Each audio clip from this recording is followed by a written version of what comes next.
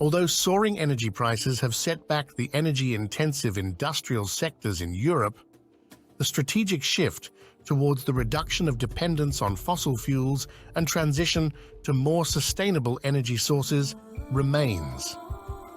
Most European countries have set ambitious targets to reduce greenhouse gas emissions and increase the share of renewable energy in their energy mix. This means that the coal mining industry in Central and Eastern Europe is facing significant challenges as the demand for coal is expected to decrease in the coming years. This is particularly true for countries like Poland, where coal accounts for a large share of the energy mix. However, there are also opportunities for the coal mining industry to adapt to the changing energy landscape, such as by investing in carbon capture and storage technology, developing alternative uses for coal mining sites and infrastructure, and reskilling and re-employing displaced coal workers. Additionally, the role of government and regulatory bodies in promoting sustainable mining practices and implementing energy transition policies will be crucial for the success of coal phase-out plans in the region. In this session, our expert speakers will share insights into the strategies, innovations, and policies driving the shift towards cleaner energy sources in Central and Eastern Europe.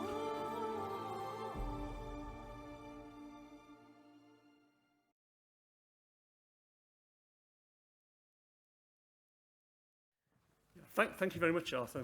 Much appreciated. And I think we've heard this morning that mining matters. We're all professionals in this industry, and we very much understand that mining does indeed matter. Wszyscy rozumiemy, jakie to ma znaczenie. Mining really matters. What trust does mining have, or what trust does the public have in mining and the past history of mining? This is a session that is intended to talk about just transition. You could think of that perhaps being disconnected from this morning's discussion on the future of mining and Mówiliśmy też o przyszłości górnictwa dzisiaj rano. And lithium. The need to transition to new ways of producing electricity. The reality is that we saw from S&P this morning that 16 years to develop a new copper mine. That's an awful long time. It's not just in the kind of prospecting, the engineering part. An awful lot of those developments will fall by the wayside through environmental issues, through a lack of public support and participation. So why is there such poor public support in relation to mining? Why do the public see it as a dirty environment, something with misdeeds from the past? There's a real need to develop a just transition that is, doesn't leave people behind. We could look at new energy and how that looks at new shiny things to be developed, new adventures, new developments. But there would be a certain set of people who could really be left behind, could endure poverty and social ills for a long time in the future. And COP21, the Paris Agreement, 196 countries are signatories of that. And that just transition is actually enshrined within that agreement. This is directly connected to the future. This is about building trust and showing that mining is not in the bad place that it used to be. So with that, I'd like to welcome the esteemed panel that is here today. We've got Wojciech Lewandowski of the European Bank of Reconstruction and Development, who will be the first speaker. Hello. We've then got, thank you, Wojciech. We've then got Wilfred Paul, who is online and will join via Teams, I guess. Myself, I will give a presentation on some work that we've been taking in the Ukraine. And that will be interesting then to segue into Severin Sawelski's who is the associated with the board for Luedzki Regal Bogdana coal board, which is on the the eastern side of Poland, and then Michael Hematsky from CEO and co-founder Instrat, who can also give a talk on just transition on the eastern Poland. And then finally, Jacek Sorinski is director of the Political Institute. Will conclude the talks this morning, and then we can break for lunch. So, with that, I'd like to call Wojciech Litwinski to the stage. Thank you. Thank you very much for introduction, and also thank you very much for invitation and having me and EBRD as part of this conference. I work in the EBRD in climate strategy and delivery department, so I'm responsible for green policies of our bank and how they are implemented in our daily operations. So let me start with a short introduction to our institution for those of you who may have not heard about us.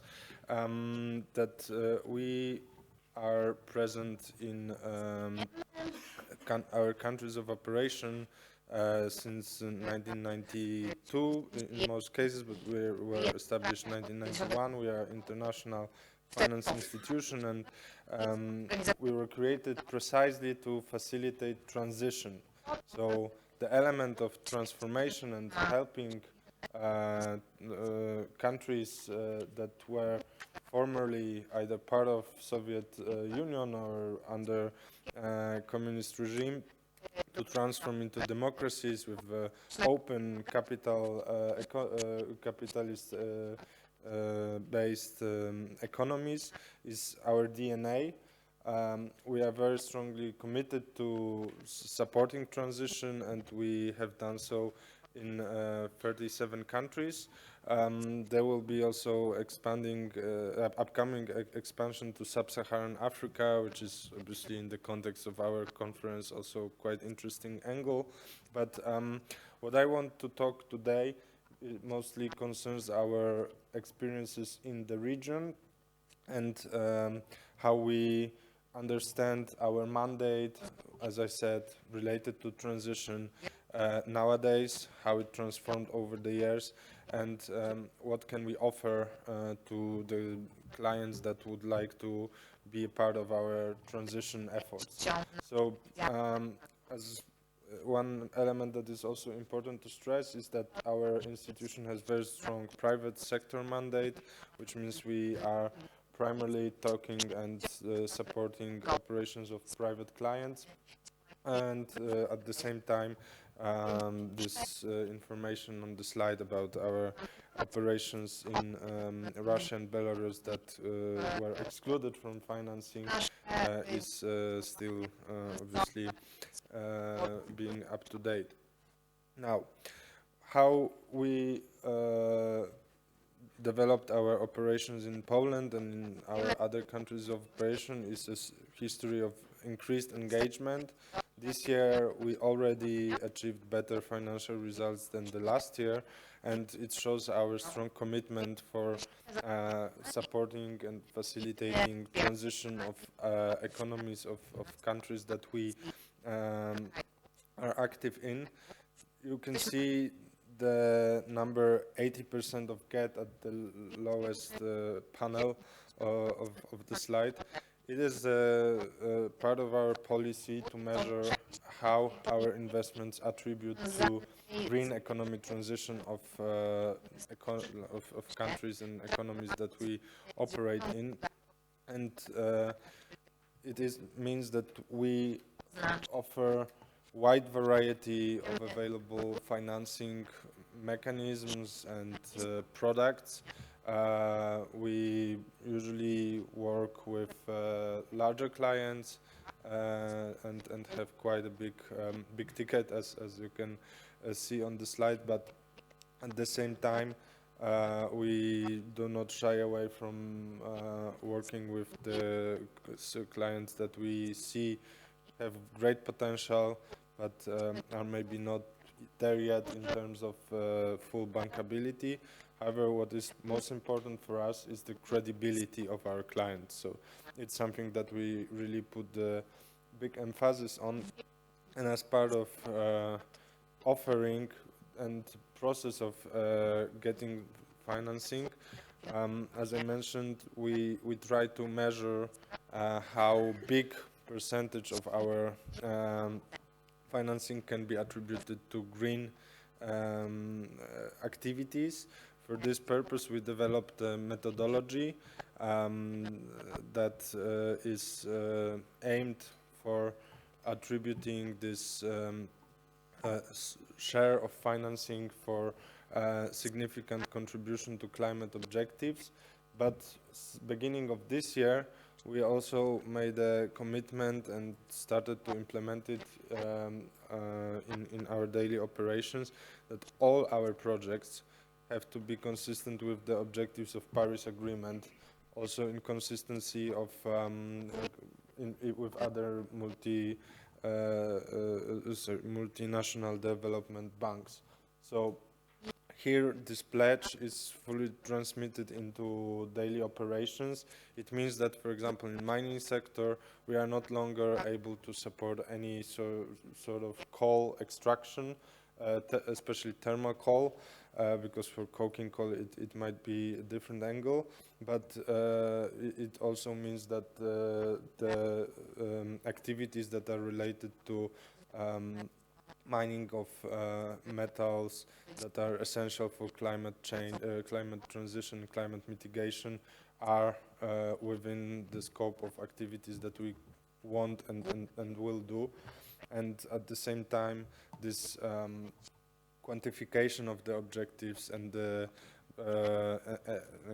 their implementation into scorecards and objectives for all the banking teams help them to really make an effort to seek for the opportunities that are related to increasing this transactional impact that we can have.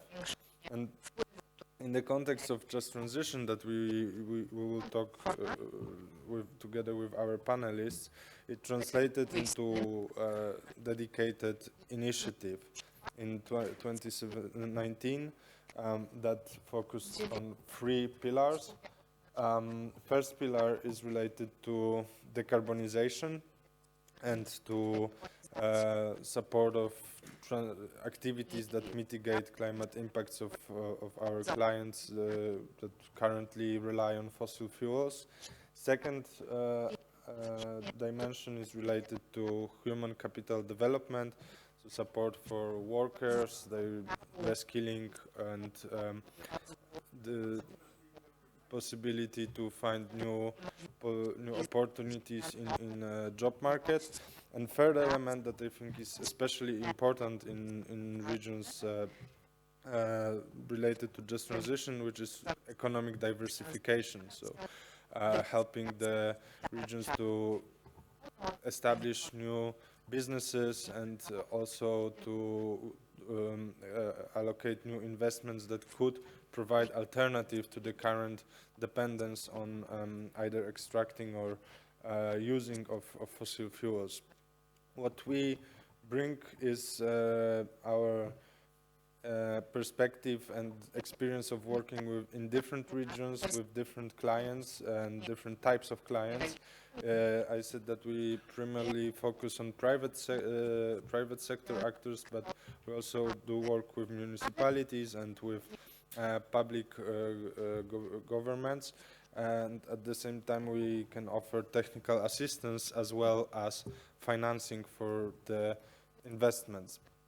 So examples of what we have done in this respect is the first examples comes from Poland, and it's related to municipality of Wałbrzych, the region that already went through transition, which I think was not very just. And one of the outstanding problems after this transition was poor thermal insulation of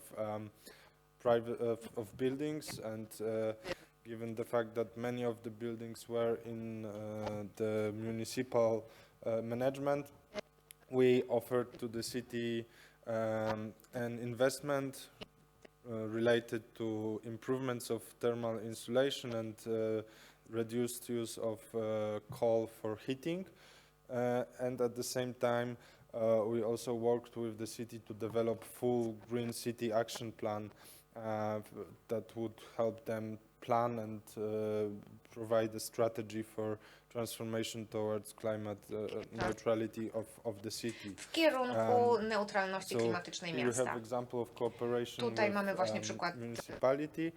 There are two initiatives that Tutaj dalej concern mamy inicjatywy, które platform związane at the są country level z in platformą Egypt, na that poziomie help to krajowym, na replace przykład w Egipcie. gas-fired energy generation with renewables and facilitate the whole process.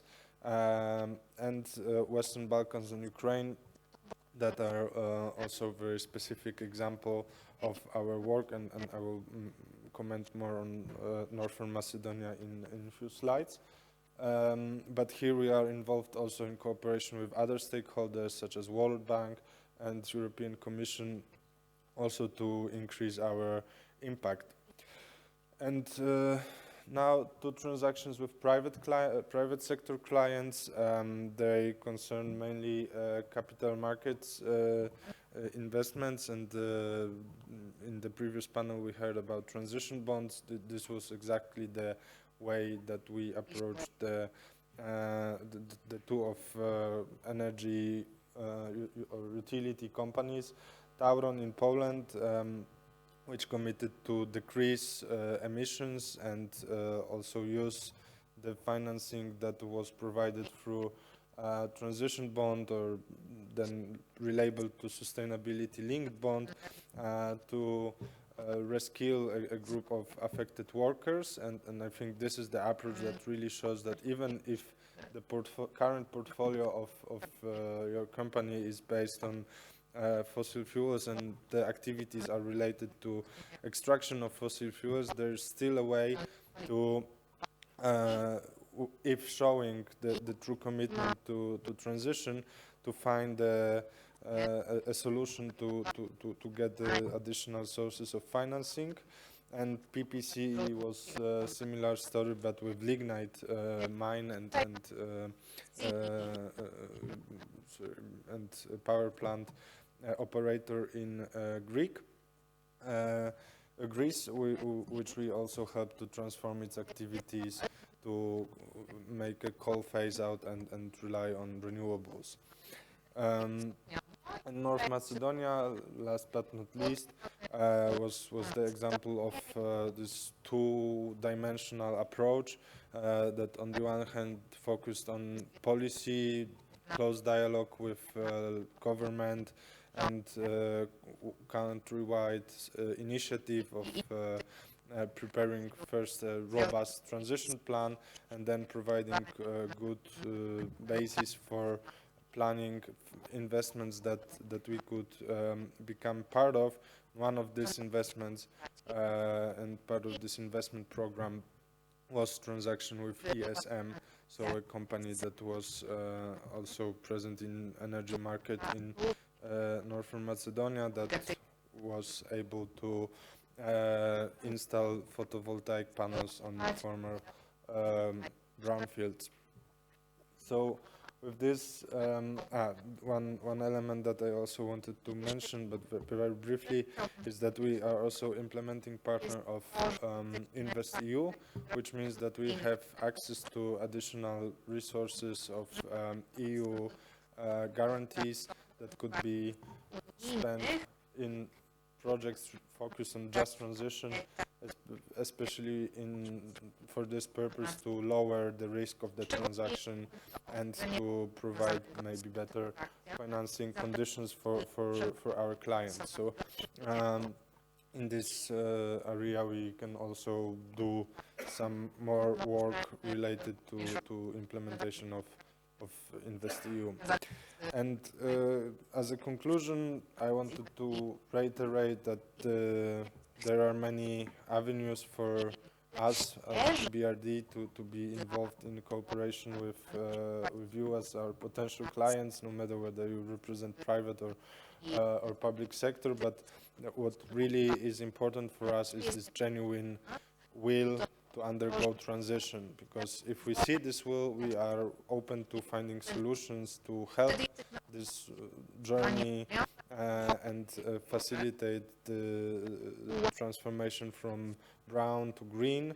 But Obviously, without this element, we rather would not be able to start any conversation. So if I can maybe end with one encouragement, is to really focus on preparing this kind of transformation strategies that would be robust and credible enough for such financing institutions as ours, but also other commercial institutions, as we heard in the previous discussion, to really show commitment to climate and environmental objectives, and then I think the financing will be easier to obtain. So thank you very much for your attention, and if you need any contact, just here are the details. Thank you very much.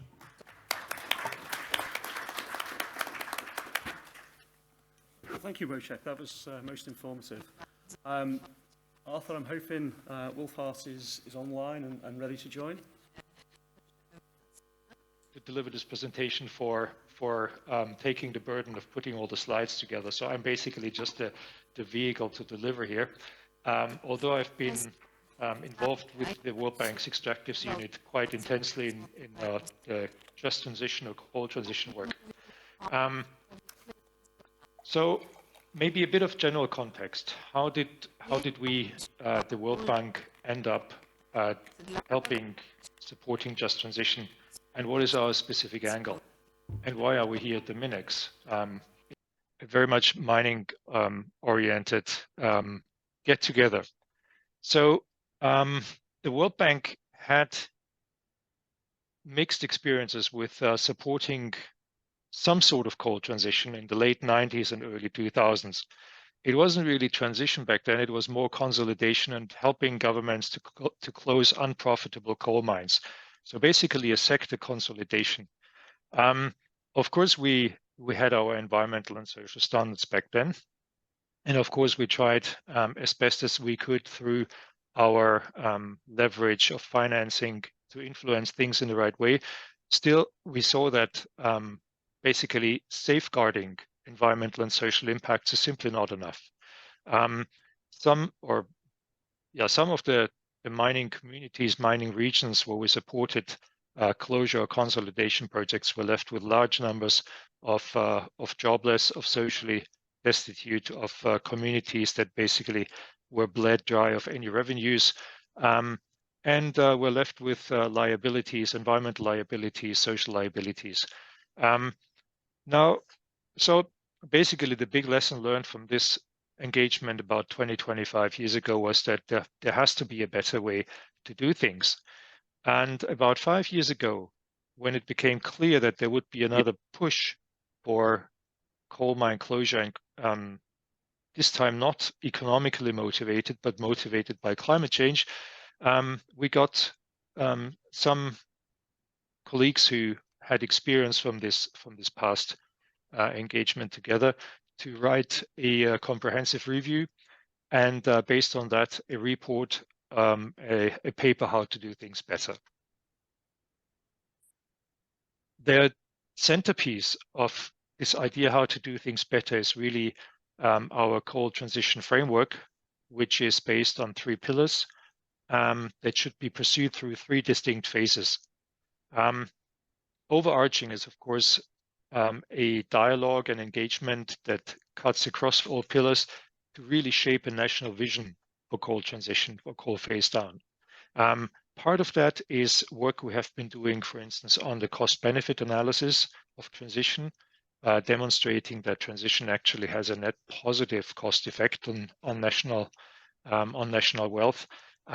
But also simply trying to get governments to have a long-term strategic vision of how to go about phasing out coal production and how to go about implementing it. And the implementation is really where these 3 pillars come into play, where we look at governance, we look at people and communities, and we look at environmental reclamation and repurposing of lands and assets. And each of these pillars then is supported by a number of specific tools, methodologies, approaches.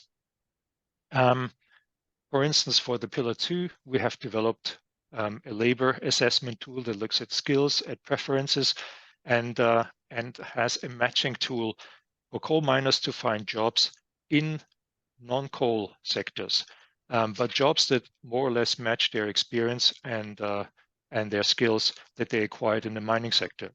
Under Pillar 3, we developed a tool to assess mine lands and assets for their optimum repurposing potential. So basically, reducing environmental geotechnical reclamation works by repurposing lands for specific post-mining uses, be it renewable energy, be it industrial parks, commercial areas, or green uses like recreational areas or simply forests and natural habitats. So this approach has been fairly in demand. We are working in the Europe region, among other countries in Poland, but we have engagements that reach really across the globe, have different forms, not always with all three pillars, and sometimes responding to very specific government requests. In South Africa, for instance, it's really about closing a large thermal power plant. However, in many countries, this holistic approach that looks at the entire universe of a coal community, including its people, including the health of the community, including environmental legacies, and including post-mining economic development. This is what we really try to do in most countries, and this is what governments, state-owned coal companies, but also sometimes private sector companies in Colombia, for instance, are quite interested in. Yeah, I said before that the universe the drivers of coal transition have changed quite dramatically over the past years. What used to be simply, especially in post-Soviet, post-socialist countries, what used to be the need to close down unprofitable and deteriorating state-owned enterprises in the mining sector really morphed into a global effort to decarbonize, and coal has such an important role as a carbon emitter in many economies that starting with coal mines to decarbonize has a certain compelling logic. You're all in Poland at the moment, which to 70% relies on coal-fired energy production for meeting its power needs.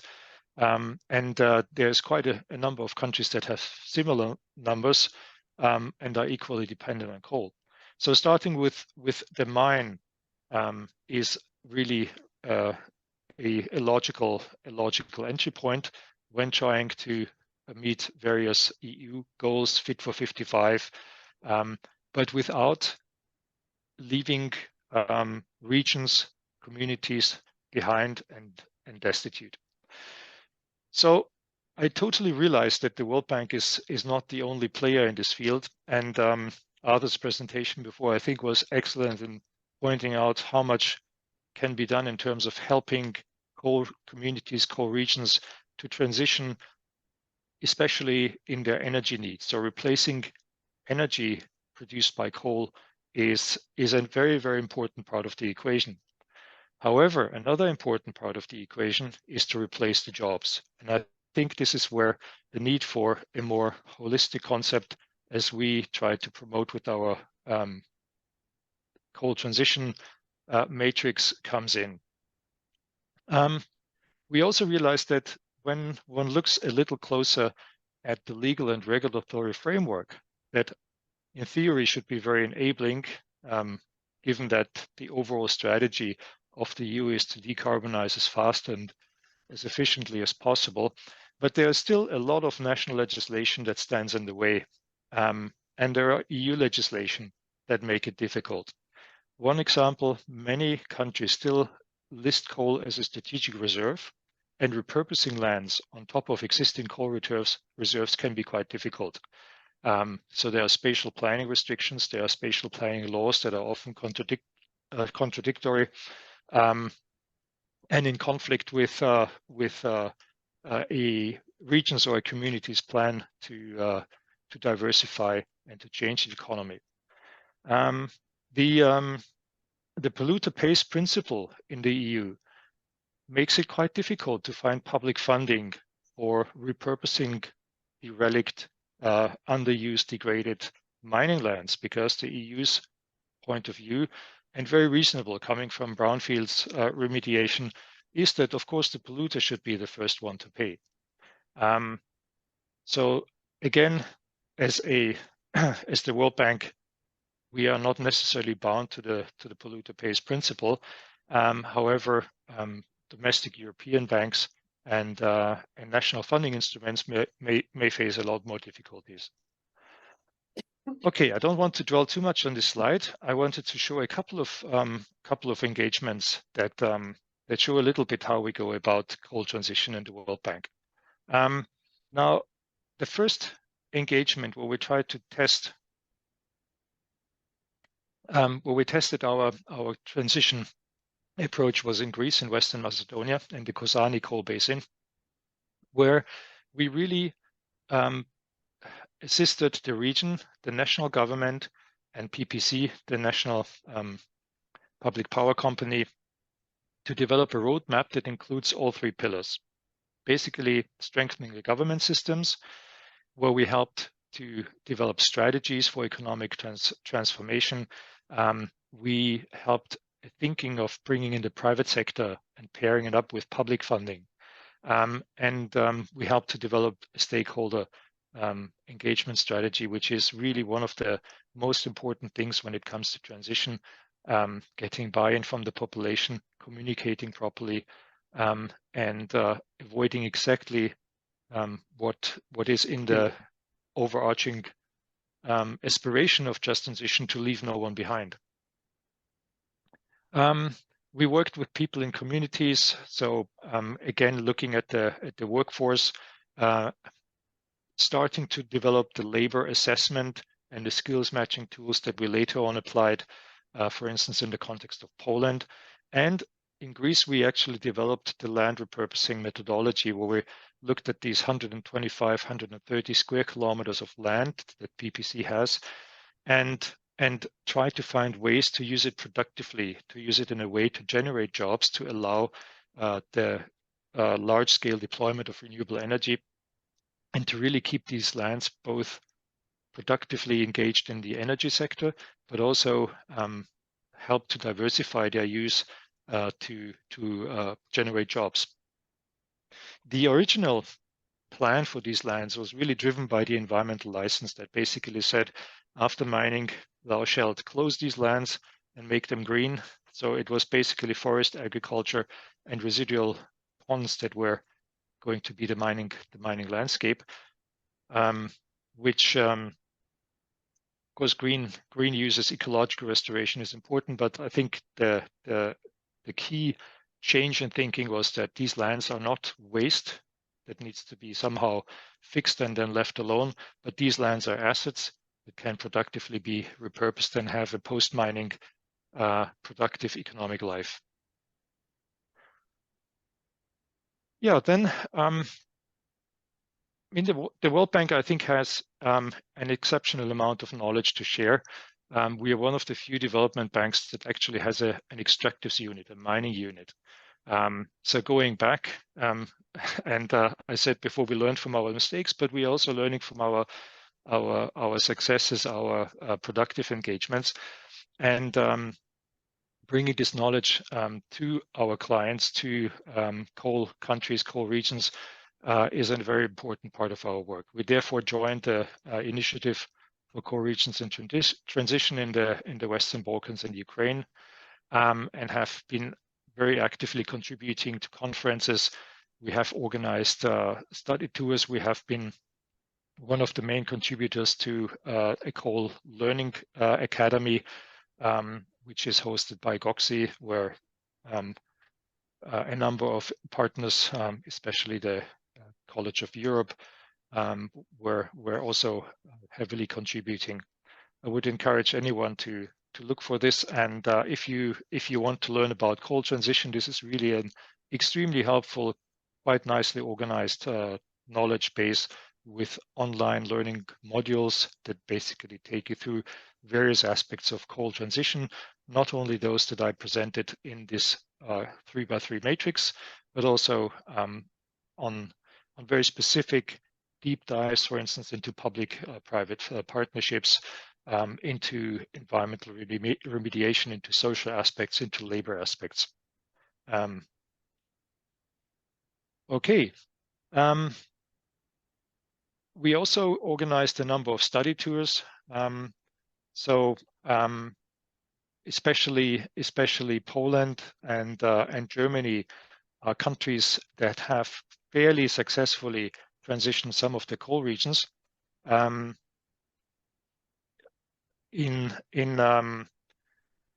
ways that really enabled coal communities, especially in urban centers, to thrive and to replace coal with other economic sectors. We brought delegations from Ukraine and India, two very different countries, but two equally impressive and I think very useful study tours where Indians, I think, got ideas how to approach a just transition or a repurposing and a gradual economic shift in their coal regions where they produce amounts of coal that are orders of magnitude beyond anything that happens in Europe at the moment.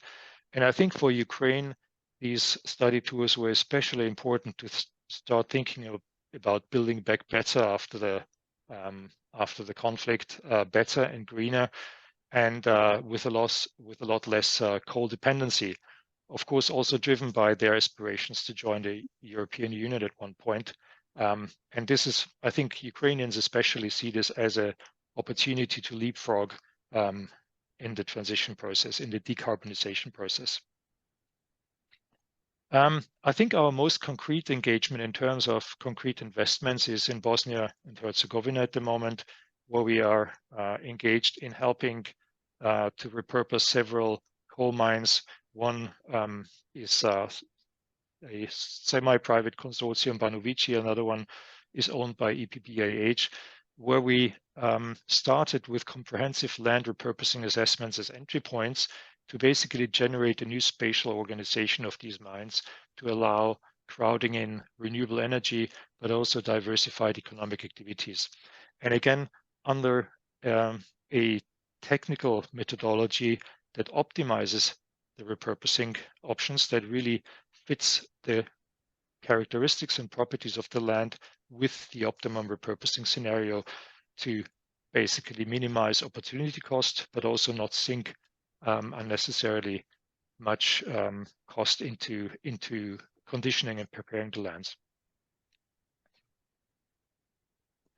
Yeah, and finally, we also had a 2.5-year-long engagement in Poland where we advised and supported various coal regions in their own transition process, starting with very mundane tasks such as helping to review and finalize territorial just transition plans, but also going into governments, starting to think how to structure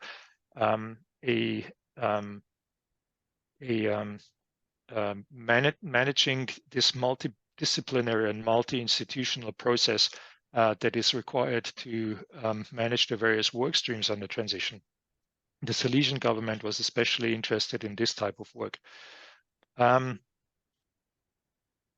We also conducted several land repurposing assessments, one in Malopolska, one in Silesia, where we helped municipalities to cope with their mining liabilities and see how these waste heaps or slag heaps or derelict mine lands could actually be repurposed productively.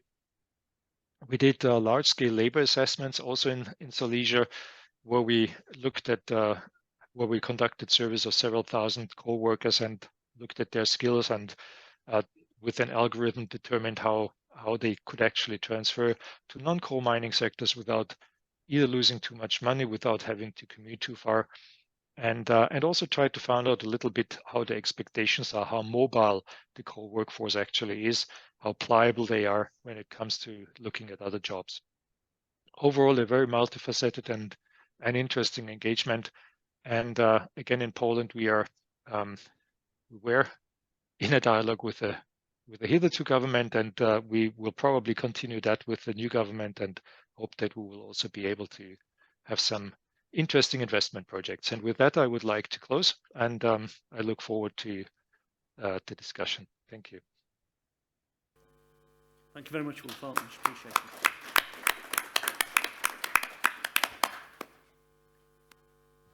Right. Okay, thank you. I'd just like to give you some information in relation to a project that is been undertaken over the last 2.5 years in the Ukraine. So this is a project that started last 3 years. It started pre-COVID, and it also started pre-war in the Ukraine. And this is intended to be a pilot project that provides and illustrates a kind of pathway for the Ukrainian government to look at repurposing some of the mine sites that are state-owned and loss-making, and provides new opportunities for miners and the local communities. So, in terms of the pilot, this is the approach that we're looking to undertake. It's based on a social economic assessment. It's a review of legislation, as Wolfhart mentioned. There's a lot of kind of blocking legislation that prevents some of these sites being utilised. There's also some aligned legislation. It's also a look at the kind of engineering and environmental constraints and what opportunities that the sites actually present, and the development of a master vision process that is built from development of an opportunity, a story. We've heard quite a bit again this morning of storytelling and providing a strong vision for people to buy into.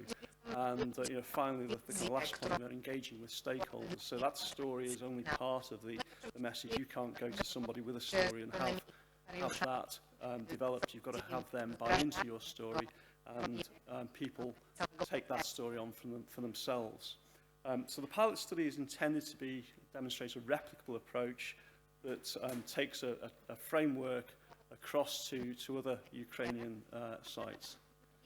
So let's move on. So in terms of kind of regional context and where we were looking at, we looked at 2 mine sites in the west of the Ukraine, in the Liv-Volyn coalfield.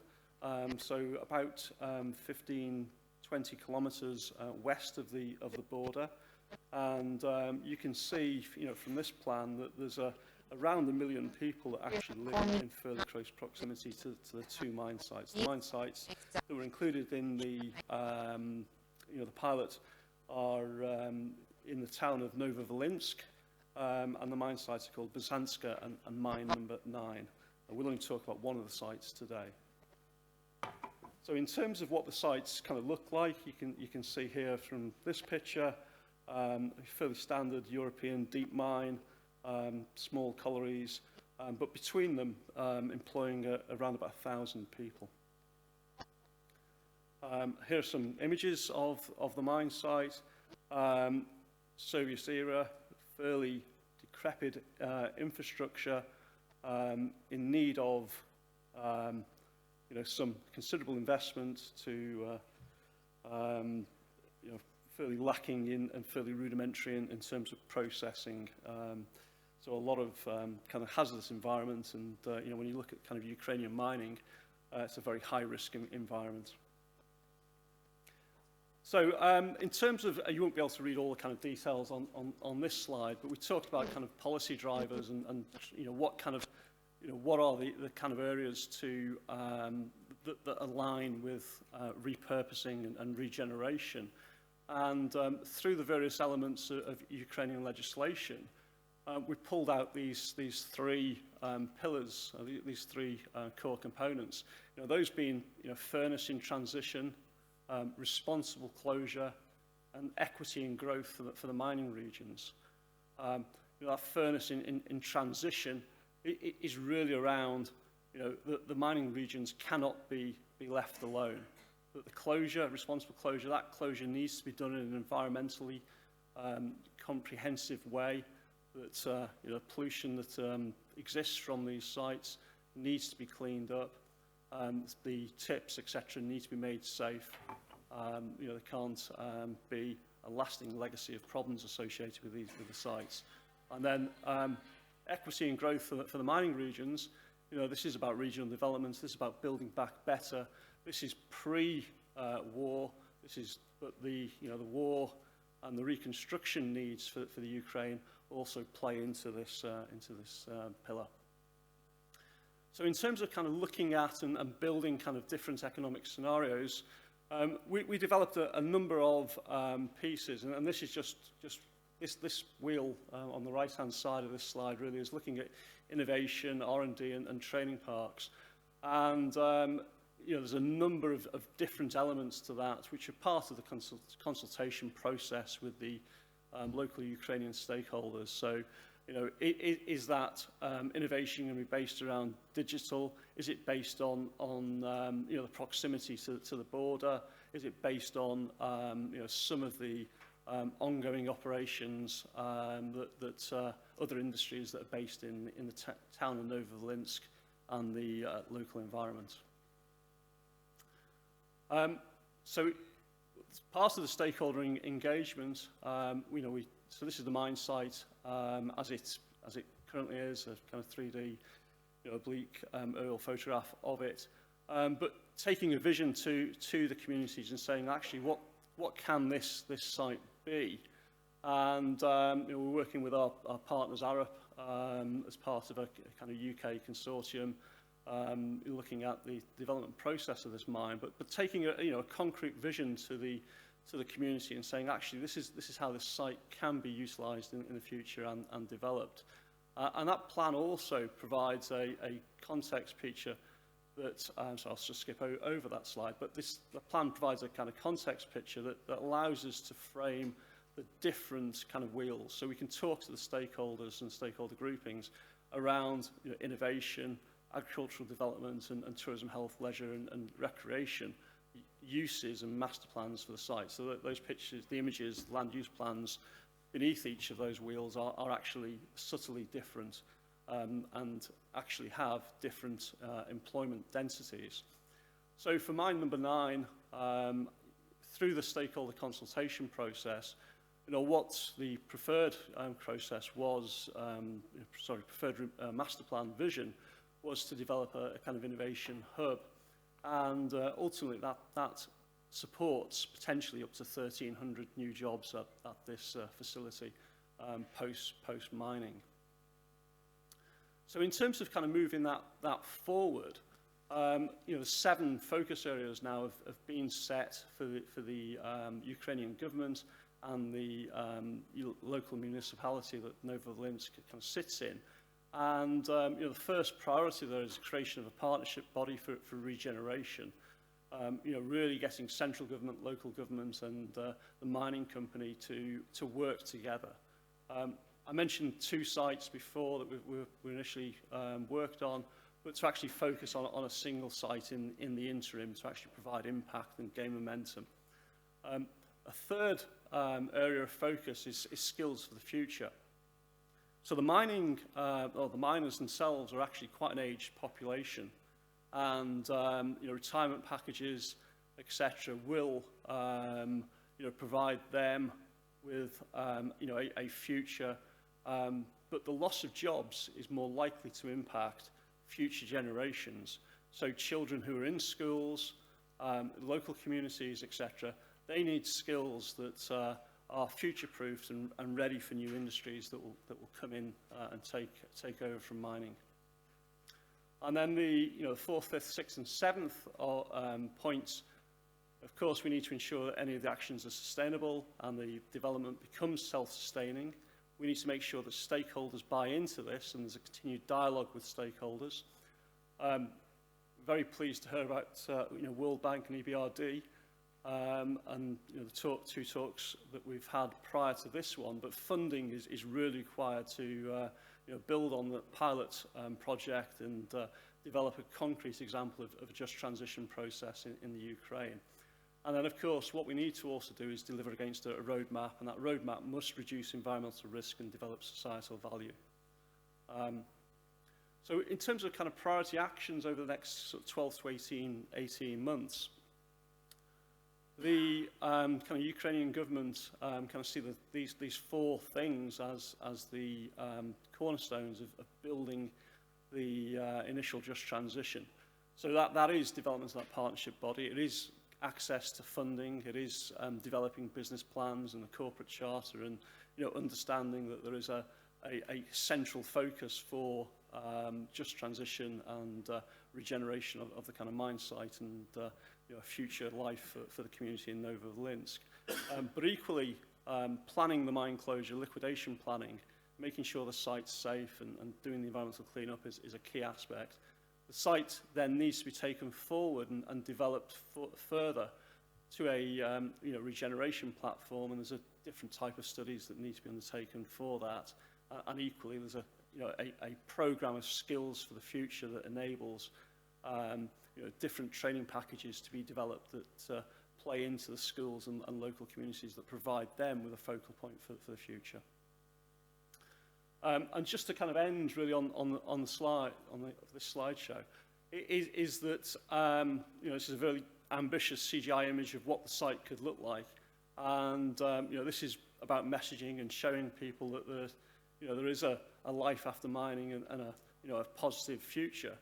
But that future needs to be built on the heritage of mining, delivery of opportunities, making sure that the site is used to its maximum, that it's a sustainable cluster, that it's centered around people, and there's connections to what's actually going on in the local community and in the local economy. And I think, as I mentioned before, this is a collaborative project between ERM, Arab CDM Ukraine. It was funded by the UK Foreign and Commonwealth Office and was delivered directly to the Ministry of Energy in the Ukraine. So, okay, that's the presentation, so thank you very much.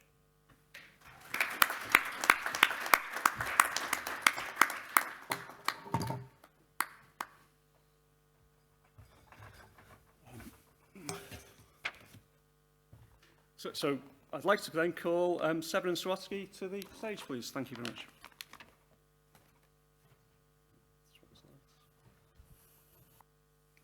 Okay, so good morning, everyone. My name is Severin Swatsky. I'm Director of Strategy and Sustainable Development of Lubelski Węgiel Bogdanka. First of all, I would like to send greetings from Mr. Kasjan Wydygawa, the President of Bogdanka, who unfortunately couldn't be here today, so I will try to replace him and share with you the assumptions of our new transformation strategy of Bogdanka. So, what is Bogdanka? How many of you have heard about Bogdanka? Okay, many of you. So Bogdanka is the youngest coal mine in Poland and also the most efficient regarding the output per employee and regarding the cost of output per ton. However, as we all know, we are facing many challenges now, so it's not good time for coal. So according to social agreement, according to this EU climate regulations, and according to social agreement in Poland, we'll have to stop mining and close our coal mine till 2049. So we have a little bit more than 20 years to think about our future. And so if we want to survive, we have to transform ourselves. And many of coal mines in Poland just want to continue operation, just close and just finish its operations. However, Bogdanka is a very important company for the region. We are the biggest company in the Lubelski region, and we generate a lot of jobs with our subcontractors, with our subsidiaries. We are a very important part of our local economy. So the management board decided that we just can't and close our company in 2040 now. So we want to diversify our operations. We want to transform, and we want to find new new income sources to continue operations after this date, 2049. So in this year, the management board prepared and published a new strategy of Bogdanka for the years 2023-2030 with perspective to 2040. And our vision is to transform our company into multi-source, multi-commodity concern, which also will be operating in a green area and which will support green transformation. Our strategy is based on 5 pillars. It's efficiency leader, it's a multi-commodity concern, it's the guarantor of sustainable energy, it's sustainability, I don't remember the exact name of this 4th pillar, and the 5th pillar, the future of the region. So first of all, this efficiency leader. So we want to keep our operations as best as it is possible till 2049. So we want to still still keep position of efficiency leader till this date. We are a very profitable company. We are the most profitable coal mine in Poland. So we want to keep this position to generate cash flow, to invest to different areas, and to have money for our investments. So naturally, till in the next 20 years, we have still optimized our operations. So we have prepared our transformation program, which will professionalize, which will optimize the 8 most important processes in our company. Naturally, we will invest in some innovations, in IoT solutions, and so on. So it's the core of our company, so we will have to continue it. The second one, we want to start new mining projects. And I think we are probably the only mining company, at least coal mining company, that try to have such ambition plans. And we have already made some geological analysis, and we have identified 11 attractive raw materials in 20 potential locations in Poland that we'll further investigate. We will make some drilling works, some further geological analysis to choose 1 or 2 projects and to be ready in next years to invest in new mine in Poland. Why is it so important, and why did the management board choose this path? We can observe the growing demand for critical materials in Europe. So after invasion of Russian invasion in Ukraine, we have reduced our dependency on fossil fuels from Russia, but we are becoming more and more dependent on critical raw materials for green transformations that are not mined in Europe, that are mined in different countries, for example, in China. So most components to renewables sector comes from China. So we have only switched one dependency to another. And in this year, the European Union has published a list of 34 critical raw materials that are very important for green transformation. And we see this as an opportunity for Bogdanka. And we have investigated how many of these critical raw materials have deposits in Poland, and and prepared some analysis for that. And the second argument why we are going in this direction, we are active coal mine in Poland, so we know this business, and it will be probably easier for us to run a new mine in Poland than for another, even international big company. And the third one, we have found that there are really many attractive deposits in Poland that were not deployed yet, because, I don't know, 30, 40 years ago, it was not technologically possible, or it was not profitable in that years, because the coal was the main source of energy. So, and I can say also that 2 weeks ago we have also signed a memorandum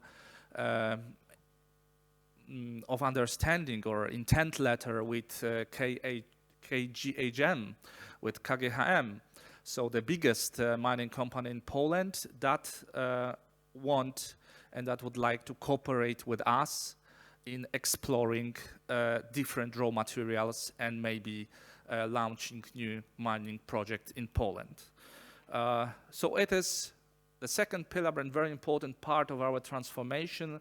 So we would like to diversify and use our competences, our geological competences, our competences in getting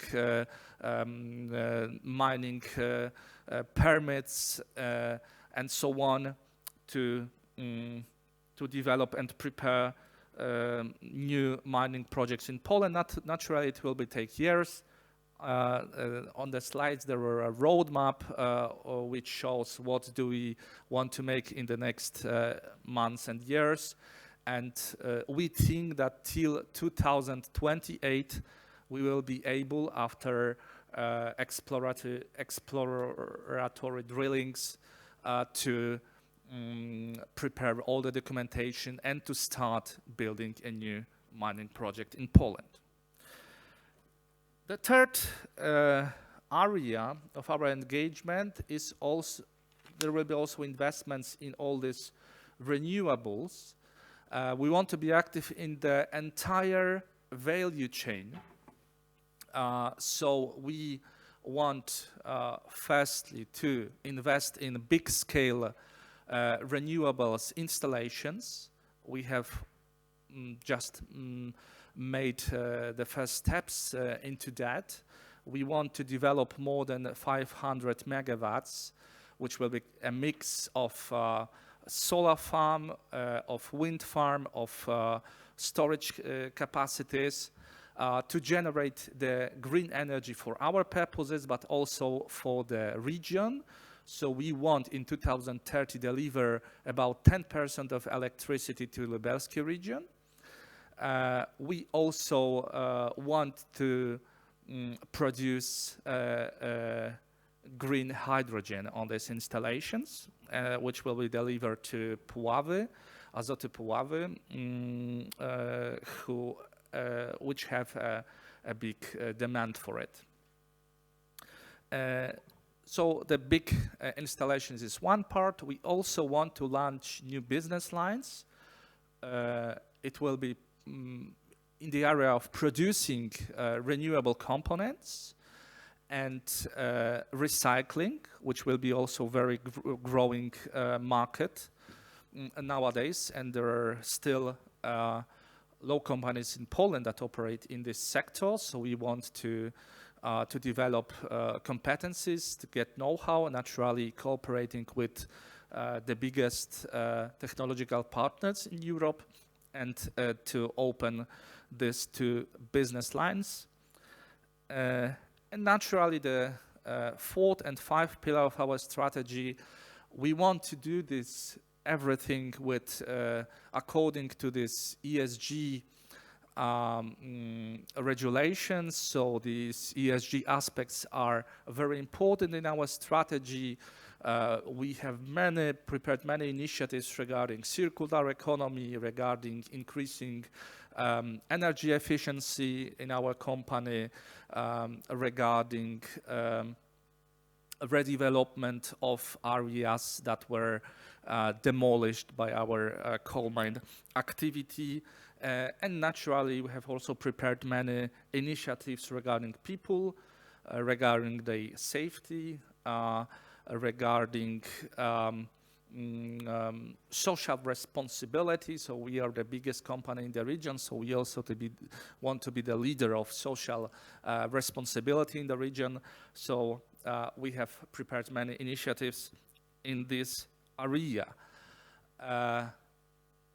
It's really sorry that you cannot see the slides, but I hope that you will be intrigued by my presentation and send me an email and maybe get interesting in it, and I'll be happy to send it to you by email. And naturally, by transforming our strategy into life, we will need a lot of partners, a lot of technological partners, a lot of help. So if your companies are interested in taking part into this big transformation process of Bogdanka, feel free to contact me in the couloirs, or feel free to send me an email, and I hope that we can do something together to change the face of our company to more green and to more sustainable. Thank you very much.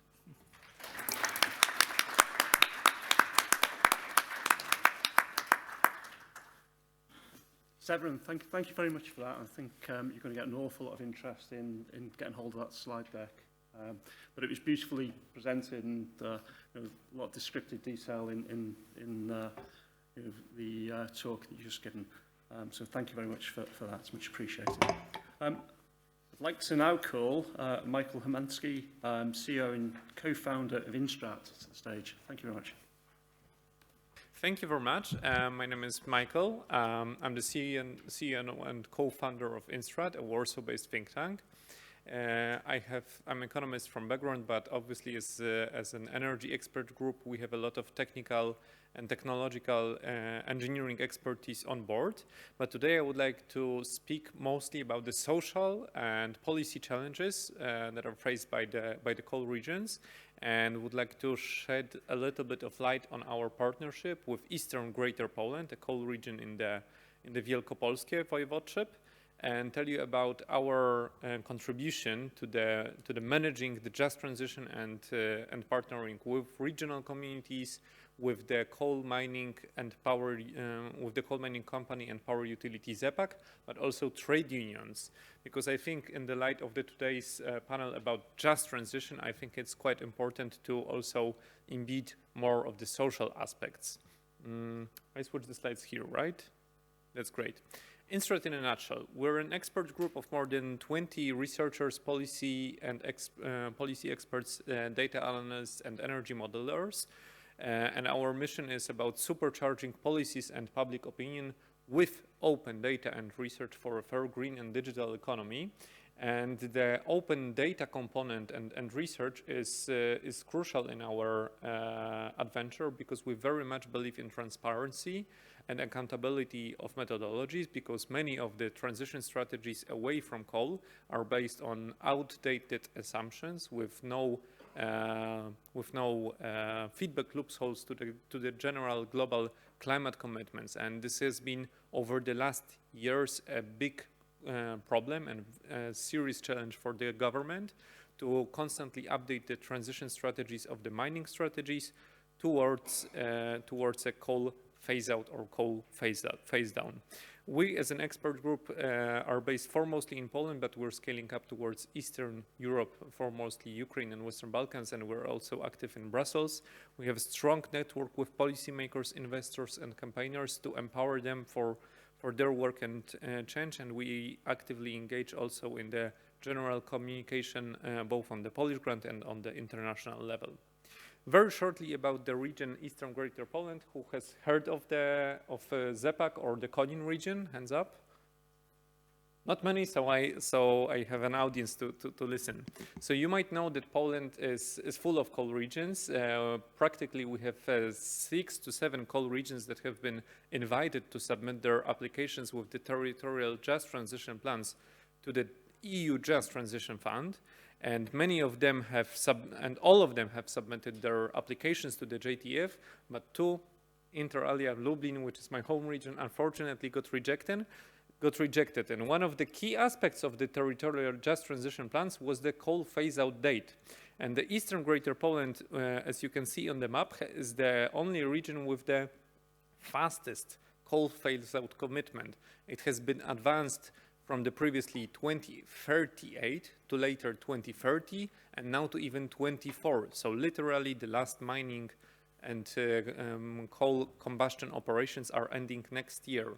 And this has been the backbone of the climate ambition driven in this particular region, where the ZEPAC, as the coal mining as the coal power utility with integrated lignite mining operations and combustion, employer to around 3,000 people, and the largest private utility in Poland, but the 5th largest overall, has committed to becoming part of the Powering Past Coal Alliance, a global alliance of and a climate diplomacy endeavor with regions, corporations, and businesses committing to phase out coal by 2030, the latest, which is the Paris Agreement compatible phase out date for developed countries like Poland.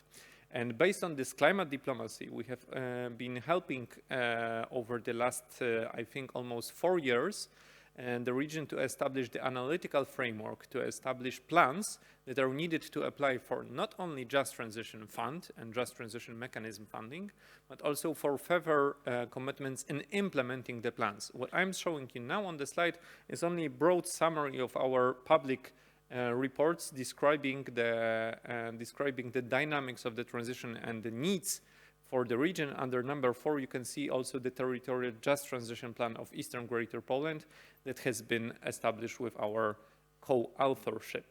But what does it mean in practice for this particular region? Since the coal mining operations are under closure already now, the region faces the challenge of how to embrace the funding opportunity from the Just Transition Fund, and to make sure that the money flowing from Brussels is converted based on those climate commitments into projects on the ground. And when we have started dealing with the region based on the partnership with the power utility, with the regional governments, but also with the trade unions, we've came to the conclusion there is a bunch of very ambitious work to be done by the stakeholders not having enough institutional capacity to deliver those commitments. So we wanted to kind of connect the high-level climate policy ambition that we usually speak on for like this or in Brussels, to also combine this with the reality on the ground. That's why we have suggested to the region, and it later finalized, as a commitment to become the first coal region in Poland, but also in Europe, to reach climate neutrality by 2040, so a decade ahead of the EU-wide goal. And this commitment has made the European Commission invite this particular coal region to apply for life strategic funding. Not going into technical details of this funding opportunity, but we have helped the region mobilize the coal mining communities, the NGOs, social partners in the region. We've helped them mobilize almost 20 million euros in grant funding with almost 100% funding rate.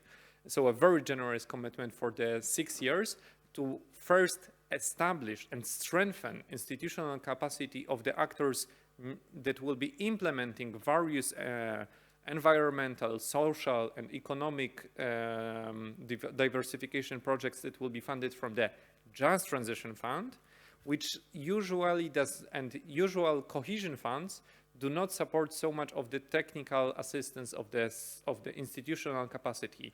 That's why we wanted to boost the potential of the actors on the ground, to help them hire internal expertise and not only just rely on external advisors or consultants as us. We've provided most of our expertise here for free on a pro bono basis, but we came to the conclusion it's very important that in a small coal mining community that will be facing an inevitable drop, for instance, in the tax revenues coming from the coal mining company, it will be even more challenging with a drop in financing to implement more ambitious projects that are about land rehabilitation or social inclusion.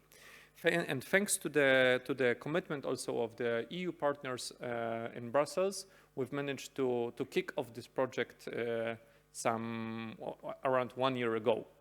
Just to give you also a background about numbers of how much do we speak, now the ZEPAK power utility consists only of one coal mine with 3 sub-mines, but previously it has been a big employer running more than, I think, historically 20 smaller open pit mines, because this has been a multi-open pit mine complex in the both Konin and Turek part. Now the current Konin part is employing a little bit more than 2.7 thousand workers, and as you can see over the last years, the employment has been decreasing dramatically, foremostly in the coal mining part, which we can see on the upper part of this bar. What has been our answer to this? And thanks to the invitation of the leadership of the power utility, we have constructed something what we called the Job After Coal program, which is financed by the Just Transition Fund. So we take 10% of the allocation of the Just Transition Fund in this region, and we allocate this to only this one particular complex employee reskilling program, which has many sub-pillars that are targeted to different needs and opportunities that we have identified together with the regional partners. Labor unions have been the key component of this project, because as you can imagine, usually they are opposing the transition. In this particular case, they have been supporting even the faster transition, but based on a generous and well-established funding source, supporting the re-employment opportunities and severance package as a supportive measure. So we have established the first and the second version, which is now being implemented by the Just Transition Fund. The program total budget is about approximately 45 million euros, and it includes 2.2 thousand people plus their families, and it has a very broad coverage also about the value chain and the families of the workers that have been employed in the whole value chain, not only in the power utility. And I think what's also quite remarkable compared to other coal regions in Poland, but also, as we know, on the European scale, it's quite generous, because the budget per employee is about approximately 35,000 euros. So if I were to give you a comparison to a usual standard reskilling program funded by the EFS Cohesion Fund in the last programming period in Poland, it has been approximately 20 to 25% of the current size. So we have managed to secure a very generous funding offer, which also made the social partners accept such a huge price that they are going to pay by losing their job, but also their willingness to become part of the new program. But this is the funding opportunity that will be offered by the regional government. But who can apply for this? Later, across our adventure here in this region, we came to the conclusion, and we've observed the funding opportunity might be there, so we have a supply of EU funding, but what's the demand for the funding? And this is also a structural loophole, a niche, where not many quality-based projects are already now in place to apply for the funding. So we wanted to also switch the part of the table and help also the miners within the company to apply for the funding for their particular projects. So this, what I'm presenting you here, is a excerpt from the business plan where we are applying together with a mining workshop that now employs approximately 35 to 50 employees, which are providing operation and maintenance services for the open pit mine, which is under closure. So together with the assets that will be transferred from the company to the new entity that will be applying for the financing, we are helping the approximately 35 to 50 people here on the ground working in this particular workshop as a subunit within the mining company, apply for the funding from the JTF that is offered for them. So this technical capacity and raising their awareness about the funding opportunity is also key, because as most of you mining professionals know, the average mobility, the average elasticity and willingness to do to engage in new entrepreneurial activity among miners is usually very low. So dealing with this social capital challenge, we're also supporting very small projects like this particular one. Thank you very much. This is all what I wanted to say for today, and I think it's very interesting to engage in a dialogue with the mining professionals, because we, as a, I would say, green group, green expert group, are usually considered as hostile to the industry. Unfortunately, I sometimes see this kind of approach, and through this kind of engagement, I want to also show you that we're on the ground to help and support miners on the ground who usually do not understand most of the challenges, most of the policies that are being communicated maybe somewhere in Brussels, in Warsaw, but on the ground in coal regions like Eastern Greater Poland, communication and support to the communities affected is really key to ensure that we have this just and managed transition. Thank you very much.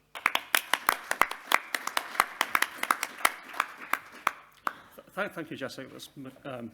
Thank you, Michael. Sorry, that's great, really interesting.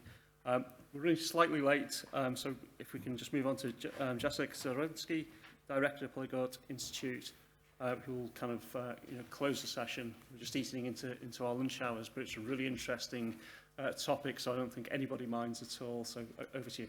Thank you very much.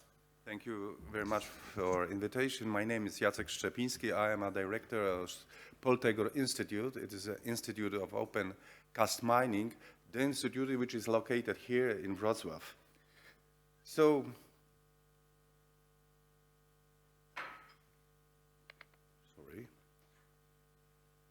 the contribution of coal and lignite in Poland to total power generation in Poland is dominant. It is about now 70%, and lignite fire power plant is about 25% of electricity in Poland today. Mineral reserves is about 23 billion tons mineral reserves of lignite, so this is a huge. And deposits, lignite deposits, is exclusively mined by open cast mines. The production of lignite was about 60 million of tons per many years. Now it is about 50 million tons. Presently, lignite mining is in 4 areas. In the central part of Poland, it is Konin and Adamów lignite mines. Konin lignite mines is working now. It belongs to ZEPAK. It's about 3 million tons per year now, and in the previous presentation was mentioned, probably in the next year it will finish its lignite production. This mine belongs to ZEPAK. It's a private company. And Bełchatów and Turów lignite mines are Bełchatów lignite mine, the biggest lignite mine, is located in the central part of Poland. Its production is 40 million tons per year in 2022, and completion of lignite production will be 2038. And the second lignite open cast mine is Turów lignite mine with lignite production 10 million tons per year. It is located on the border with German and Czech Republic. In 2018, the Council of Ministers adopted a program for the lignite sector in Poland, in which 3 development scenarios for lignite deposits was presented for 2050 years. It was 3 scenarios: base scenario, development scenario, and non-development scenario. As you can see that now we realize non-development scenario. So assumes that we use only those lignite deposits for which the mines have or plan to extend the mining licenses. So according to this scenario, in 2045-44, we in Poland, we stop the lignite production.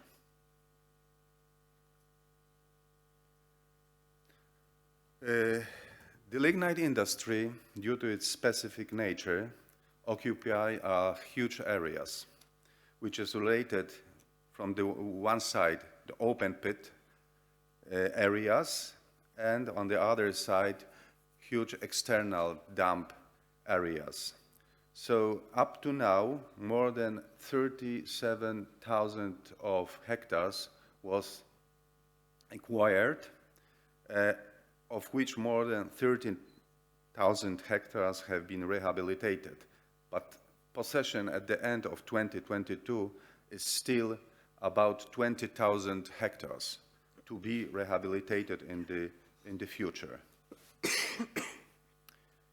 To date, the most popular directions of reclamation was forestry, agriculture, water reclamations, not very popular way to reclamation and recultivation areas. One of the best example of the reclamation in this picture on the left side is ski run on the external disposal on the Bełchatów mine. But it was, yes.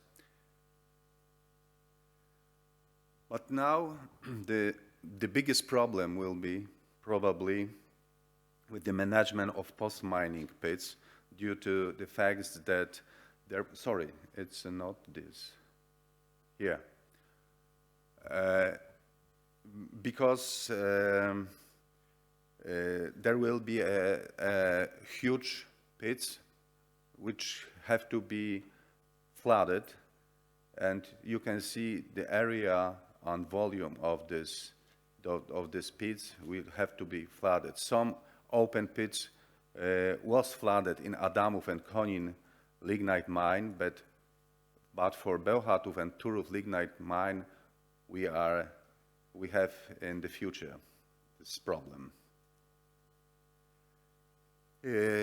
European countries, including Poland, that want to benefit for Just Transition Fund in their coal regions are required to prepare Just Transition Plan. And as regards lignite mining regions, 2 Just Transition Plans was prepared. The first one was prepared for Just Transition for Eastern Greater Poland, which was accepted in 2022, and Konin and lignite and Adamów lignite mine are in this region. And the second Just Transition Plan for Łódzkie Voivodeship was accepted in April 2023. It is a plan for Bełchatów lignite mine. The plan sets out a framework for the transformation process in the mining regions. Some words about the ZEPAC, similar as in the previous presentation. This is the area of Eastern Wielkopolska. It's farthest along in the transformation process. The area have more than a dozen open pits, and this is a plan. They plan to do with this areas. So the main problem is the restoration of water regimes, including flooding the post-mining pits, and then investment in residential and resort complexes in the area of post-mining lakes, but also construction of photovoltaic farms on reclaimed lands, but not only lands, but also on post-mining reservoirs, construction of wind farms on reclaimed lands, but not only the investment on open pit area, but also investment on area in where power plants were. So the investment in nuclear energy, the possibility of using the infrastructure of the Pont-Neuf power plant, green hydrogen production at Konin power plant, adaptation of coal boilers to burn biomass and Konin lignite plant. And what about Bełchatów lignite mine? Bełchatów lignite mine, where production is still production and will be finished in Bełchatów open pit in 2026 and in Szczerców 2038. They plan to invest in resort complexes in the post-mining area. It is planned to flooding the Bełchatów and Szczerców open pit, and there will be two biggest lake in Poland after this process, with depth of about 175 meters and volume of the pit lakes more than 3,000 million cubic meters.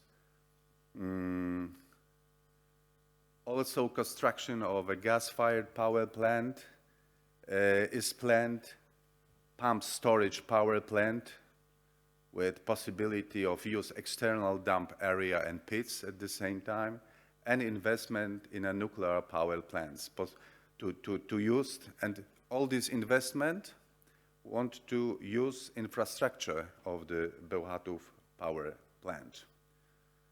What about Turów lignite mine? Turów lignite mine has concession until 2044, but they are plan also how to transform this area. They want to invest in resort complexes because it is the same way as in Bełchatów. They plan to flood the big pit mine to create pit lake. Now construction at photovoltaic farms on reclaimed areas, construction of wind farms. Now I would like to say some words about the Poltegor Institute, because our institute is dealing with open pit mines, open cast mining, especially lignite mining, for about 70 years. We are located in Wrocław, and we cover all aspects of mining, from the geology, hydrogeology, geotechnics, belt conveyors, open cast mining. But now, it is true, the most important thing is environmental protection and transformation. It is the topic of our activity. Please look at the post-mining and management projects which are realized in Poltegor Institute.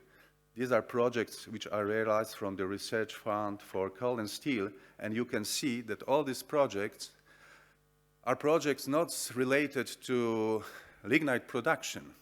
All projects are about the transformation.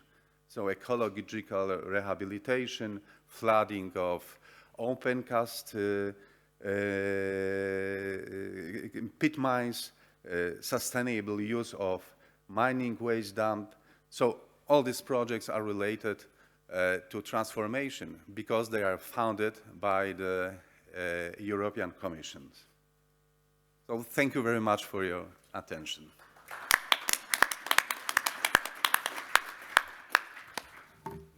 Much appreciated, Jacek. I think we don't have any time for questions. I think all of the presenters will be willing to answer questions over the lunch break, and I think we're probably all ready for a break and some food.